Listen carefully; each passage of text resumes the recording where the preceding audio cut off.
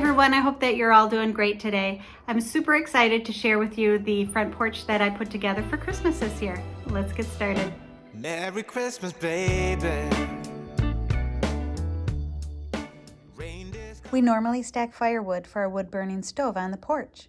But this year I wanted to build a little simple vignette in the middle of the stack. And by adding this wooden box, it still looks simple and natural, and that blends right in. Once the stack was built, it was time to clean off the porch so I could have a clean slate. I wanted to give this area a little more character and brighten it up, something a little different that I could add fairy lights to, yet still maintain that rustic look. I wanted the front porch to look very neutral, very natural, and have that Scandinavian look that we love. I added a slice of birch topped with a green plaid scarf and 3 little white ceramic houses I picked up a few years ago. Another great thing about using more natural pieces is that it'll look great all winter long.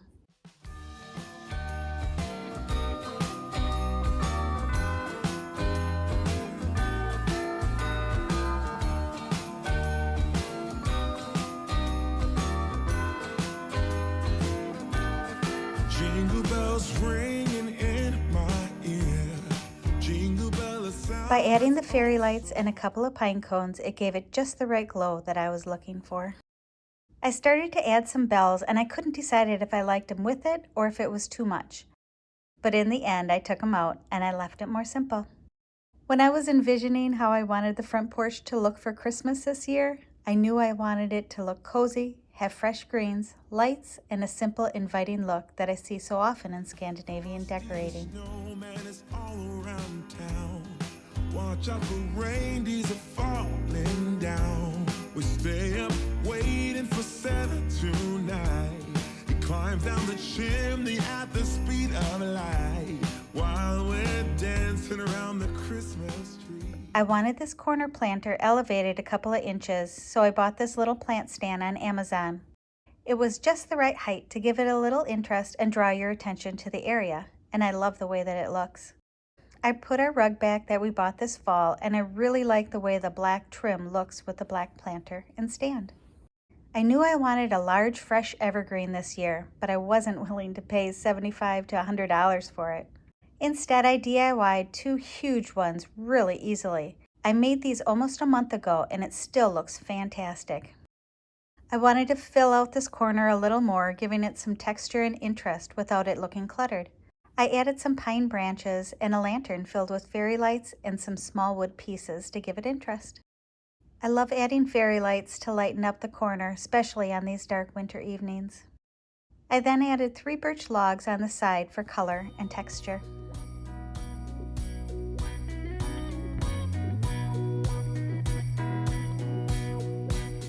Well, I've got news for you, I know you're waiting. Christmas is right here. Well, I've got news for you, I know you're waiting. Christmas is right here. Hold on, it's time for it to reappear. Well, all around me I hear children singing the songs that we all know. Well, all around me I hear children singing the songs that we all know. Oh yeah, the Christmas spirit's coming on. Not only did I make a video crafting these fresh evergreen planters, I also made one for a simple fresh evergreen wreath. Something a little out of the ordinary for the vintage window. Back every year just to set my mind at ease. Oh, Christmas is a part of me. I like to add a little bit of whimsy when I decorate for Christmas, and this adorable little felted bird was just the ticket. It was just a tad short, so I was able to adhere it to this little piece of wood, and now it's such a cute way to greet our mail carrier every day. Here's the other planter I made, and I think it really pops against the brick. I love to use fresh evergreens whenever I can. The rich green color looks so beautiful in the wintertime, and it can really elevate a space. Plus, I like to change things up when I decorate, and I feel fresh greenery allows me to do that. I thought the garage needed a little sprucing up, and I asked Brad to help me hang the evergreen boughs. I love the way the deep green contrasts with the white door. It's such a simple way to dress up the front of the house. This is the first year that we are alone. The kids have all flown out. I've got a thought, dear, been planning on my own. The last thing was to add some greenery to the porch post. Brad secured it with a hook and wrapped the greens around the post.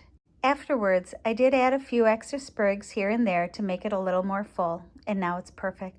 I'm super happy with the porch this year. Not too much and not too plain for our liking.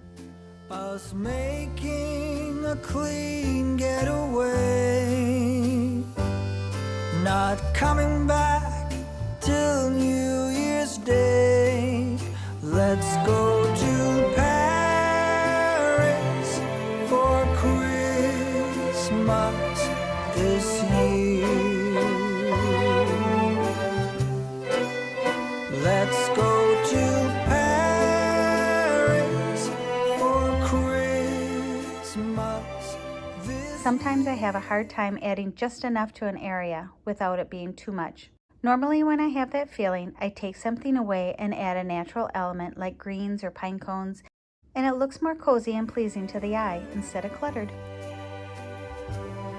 We'll stroll down Champs-Elysees, wishing our troubles away. Let's go to I love to add lights to softly brighten the porch to welcome people into our home. Paris for Christmas this year.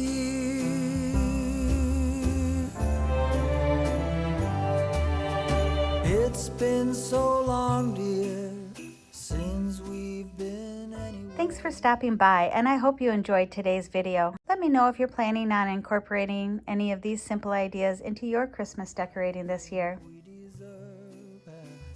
And if you haven't yet, I hope you'll consider subscribing, where we share videos on what we're doing in our home and RV. And Merry Christmas from our home to yours. Thanks so much for coming along as I shared how I decorated our front porch for Christmas this year. So let's make